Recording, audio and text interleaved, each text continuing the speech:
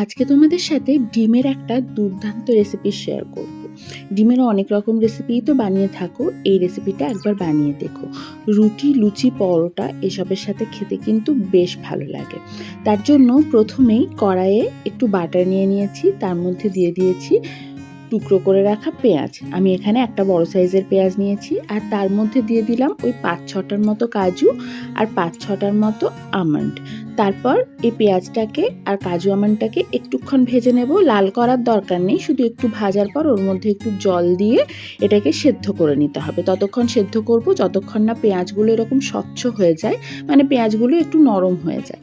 তারপর এই পুরো ব্যাপারটাকে, মানে পেঁয়াজ, কাজু, আমন্ড আর তার সাথে যে জলটা, পুরোটাকে একটা মিক্সির বাটিতে নিয়ে ঠান্ডা হলে ওটাকে স্মুথ একটা পেস্ট বানিয়ে রাখবো। তারপর ওই কড়াইয়ে আর একটু সাদা তেল নিয়ে প্রথমে ডিমগুলোকে ভেজে নিতে হবে।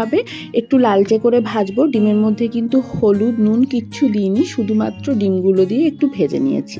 তারপর ওই তেলের মধ্যে ফোড়নে দিয়ে দিচ্ছি গোটা গরম মশলা, আর দিয়ে দিচ্ছি ছোট ছোট করে মিহি করে কুচোনো রসুন, সাথে দিয়ে দিলাম জুলিয়েন করে কাটা আদা অল্প একটু। তারপর আগের থেকে যে পেস্টটা রেডি করে রেখেছিলাম সেই পেস্টটা দিয়ে ভালো করে কষিয়ে নেব। একটু মিক্সির বাটিটা ধুয়ে জলও দিলাম, আর দিয়ে দিলাম স্বাদ মতো নুন। তারপর দিয়ে দেব সামান্য কিছু মশলা। এই রেসিপিটায় খুব বেশি মশলার প্রয়োজন পড়ে না। 1 টিস্পুনের মতো জিরে গুঁড়ো আর 1/2 টিস্পুনের মতো গরম মশলার গুঁড়ো, ব্যাস এইটুকু মশলাই লাগবে। তারপর গ্যাসের ফ্লেম মিডিয়ামে রেখে ঢাকা দিয়ে একটুখানি কষিয়ে নেব, যাতে মশলার কাঁচা গন্ধটা চলে যায়। আর তারপর এর মধ্যে দিয়ে দেব দুধ। নর্মাল টেম্পারেচারে রাখা দুধ দিয়ে দিচ্ছি, মোটামুটি 1/2 কাপের মতো, কারণ এই রান্নাতে আলাদা করে কোনো জলের ব্যবহার হবে না। যেটুকু গ্রেভির দরকার এই দুধ থেকেই আসবে। তারপর আগের থেকে ভেজে রাখা ডিমগুলো দিয়ে এই মশলাটাকে ভালো করে ফুটিয়ে নিতে হবে। এই গ্রেভিটা একটু মাখো মাখো হয়, তাই এতটা গ্রেভি রাখার প্রয়োজন নেই। এটাকে একটু ফুটিয়ে একটু টানিয়ে নিতে হবে। আর তার সাথে দিয়ে দেব একটু কাসুরি মেথি ছড়িয়ে ভালো করে মিশিয়ে নেওয়ার পর এরপর একটা তড়কা রেডি করব।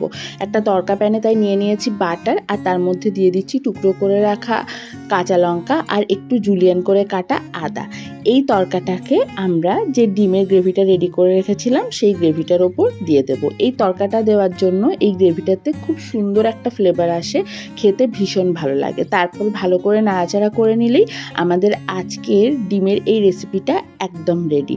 এই ডিমের রেসিপিটা তোমরা কি নাম দিতে চাও আমাকে অবশ্যই কমেন্ট করে জানিও, কারণ এটার কোনো নাম আমি জানি না, নিজের ইচ্ছে মতো বানিয়েছি তাই। চলো আজকে এটুকুই, কখনো ট্রাই করলে অবশ্যই জানিও। টাটা।